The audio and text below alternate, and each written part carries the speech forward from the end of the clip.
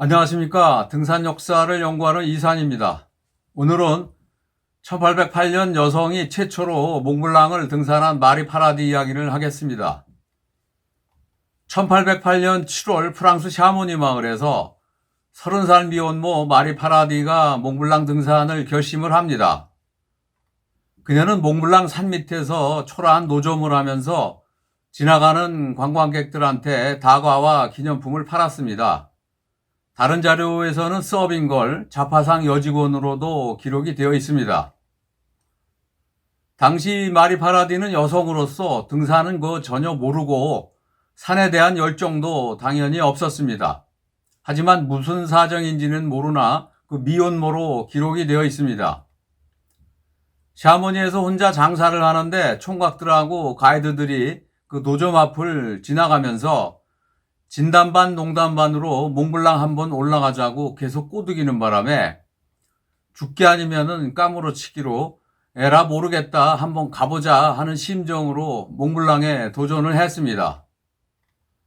1800년도 초 샤머니 산골 마을의 시대적 배경을 보면은 의사 미셸 가브리엘 파카르하고 수정 채취인 자크 발마가 두려움의 대상으로 여겼던 몽블랑을 1박 2일 코스로 초등을 해내면서 22년이 지난 상태였습니다.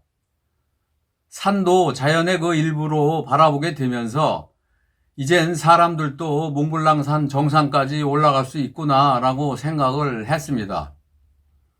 한편 나폴레옹이 전쟁을 하면서 1796년 몽블랑이 프랑스 영토로 편입이 되었습니다. 파리 귀족들하고 유럽 귀족들이 여름만 되면은 관광차 샤모니로 들어오면서 빙하 걷기 붐이 일어났습니다. 샤모니 주민들도 하얀 산을 인도하는 관광 가이드와 짐꾼으로 새로운 직업을 얻게 되었습니다. 마리 파라디는 샤머니 젊은 총각들의 꼬임으로 1808년 7월 14일 아무런 대책도 없이 무작정 몽블랑을 향해 출발을 합니다. 요즘 말로 치면은 그냥 한번 가보자 뭐 설마 죽기야 하겠어 하고 따라갔습니다. 하지만 마리 파라디도 나름대로 생각은 다 있었습니다. 여자인 내가 최초로 몽블랑을 등정하고 샤머니에서 장사를 하면은 홍보 효과가 당연히 있다고 생각을 하고 돈도 좀 더 벌겠지 하는 생각은 가지고 있었습니다. 당시 등산복이 없던 시절이어서 울 드레스 치마를 입고 갔습니다. 하지만 든든한 지원군인 몽블랑 초등자 자크 발마가 동행해 주었습니다.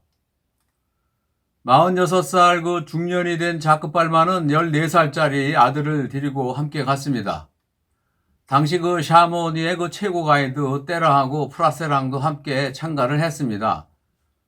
몽블랑 중턱에 있는 그랑물레 대피소에서 하루 비박을 하고 1박 2일 코스로 정상을 공격해서 성공을 했습니다. 당시 마리 파라디는 등산이 위험하고 어렵다는 것을 자신도 잘 알고 있었습니다. 마리 파라디는 산에 올라갈 때 샤머니 총각들 도움으로 앞에서 끌고 뒤에서 밀면서 정상 근처에서는 고소증으로 호흡도 곤란해지고 시야도 안 보이고 대화도 불가능한 상태였다고 전해옵니다. 파라디는 정상 근처에서 완전히 탈진을 해서 나는 더 이상 못 가니까 가장 가까운 크레바스에 던져라. 이 고통과 불행을 끝내달라고 간청했다고 합니다. 그래도 마리 파라디는 끝까지 정신을 잃지 않고 죽지 않으려고 최선을 다해서 이를 악물고 정상까지 갔습니다. 당시 노련한 몽블랑 초등자 자크 발마가 조직력을 발휘하고 팀을 잘 인솔해서 아무 사고 없이 등정에 성공을 했습니다.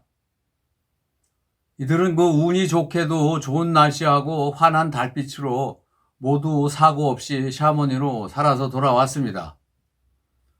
22년 전 자크 발마가 몽블랑을 초등정하던 시절이나 파라디가 등산하던 시절이나 등산 장비에는 변한 것은 전혀 없었습니다. 긴 새꼬창이 지팡이 알펜 슈톡하고 징박힌 구두가 전부였습니다. 파라디는 하산한 후에 몽블랑의 그 5,000m 가까운 고산에서 등산은 참으로 아주 고통스러운 행위였다고 샤머니 주민들한테 말을 했습니다. 1978년 안나푸르나 일봉을 등정한 미국의 그 여성 등반 대장인 그 알린 그 블롬이 남긴 기록을 보면은 당시 그 여성 등산가인 그 마리 파라디는 열악한 그 등산 장비와 현대적인 그 등산 기술로 볼 때 정말 그 놀라운 그 결과였다. 여성으로서 가장 높이 올라간 기록은 정말 대단한 등산이었다고 말을 했습니다. 파라디는 그 몽블랑 등산 전 생각은 마을에 그 조그마한 그 기념품 가게나 하나 오픈하는 게 최대의 목표였습니다. 그러나 그 하산한 후에 그 생각이 바뀌어서 샤모니에 그 카페를 차립니다. 이름이 그 펠르랭이라고 그 순례자들이라는 뜻의 그 카페를 차렸습니다. 1907년 영국에서 세계 최초로 여성 그 산악회를 그 창립한 그 오브리 르 블론드 여사가 기록한 그 글을 보면은 파라디는 그 몽블랑을 등산해서 엄청난 돈을 벌었다라고 글을 남겼습니다. 그리고 영국의 그 알파인 클럽 창립 멤버인 그 찰스 매티스는 그의 그 저서에서 파라디는 그 몽블랑을 그 등정하는 모든 사람들한테 자기 가게로 초빙을 해서 음식을 대접했다라는 기록도 남겼습니다.